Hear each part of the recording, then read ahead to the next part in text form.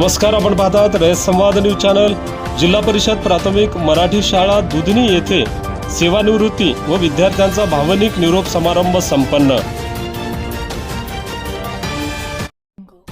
दुधनी तालुका अक्कलकोट जिल्हा परिषद प्राथमिक मराठी केंद्र शाळा दुधनी या शाळेमध्ये मुख्याध्यापक मधुकर माणिक गाडे यांच्या वयोमानानुसार सेवानिवृत्तीनिमित्त तसेच इयत्ता 4च्या विद्यार्थ्यांचा निरोप समारंभाचे आयोजन उत्साहात व भावनिक वातावरणात पार पडले।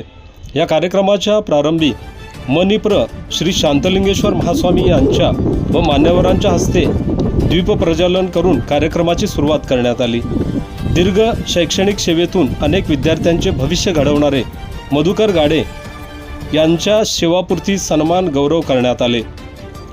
सहकारी शिक्षक, पालक व विद्यार्थी त्यांच्या कार्याचा गौरव करताना कृतज्ञता व्यक्त केली।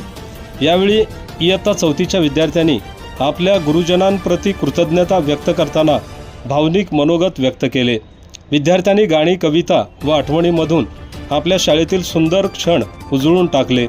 काही विद्यार्थी भावुक होऊन अश्रूंना वाट मोकळी करून देताना दिसले। गाडे यांनी आपल्या मनोगतातून शाळेतील आठवणींना उजाळा देत विद्यार्थ्यांना प्रामाणिकपणा, मेहनत व संस्कार यांचे महत्त्व सांगितले। विद्यार्थ्यांनी नेहमी चांगले नागरिक बनावे असा संदेश त्यांनी दिला। कार्यक्रमाच्या शेवटी सर्वांनी गाडे यांना निरोप देताना त्यांच्या पुढील आयुष्यासाठी शुभेच्छा दिल्या।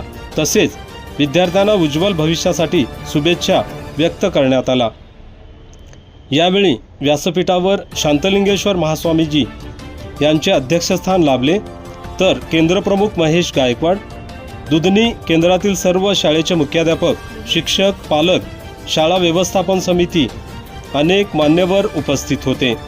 मुख्याध्यापक पोमू राठोड यांनी सर्वांचे स्वागत व सत्कार केला। या कार्यक्रमाच्या यशस्वीतेसाठी श्रीशैल मलगण, शोभा मेहत्रे, संजीवकुमार बेणेसूर, रविकुमार कोरजगाव, सुहास पवार व अंजली गुंजोटी यांनी परिश्रम घेतले। शेवटी आभार मानून कार्यक्रमाची सांगता करण्यात आली। रयत संवादसाठी विश्वनाथ राठोड, दुधनी, अक्कलकोट। आपल्या परिसरातील बातम्या पाहण्यासाठी रयत संवाद न्यूज चॅनलला सबस्क्राईब करा, शेअर करा, लाईक करा।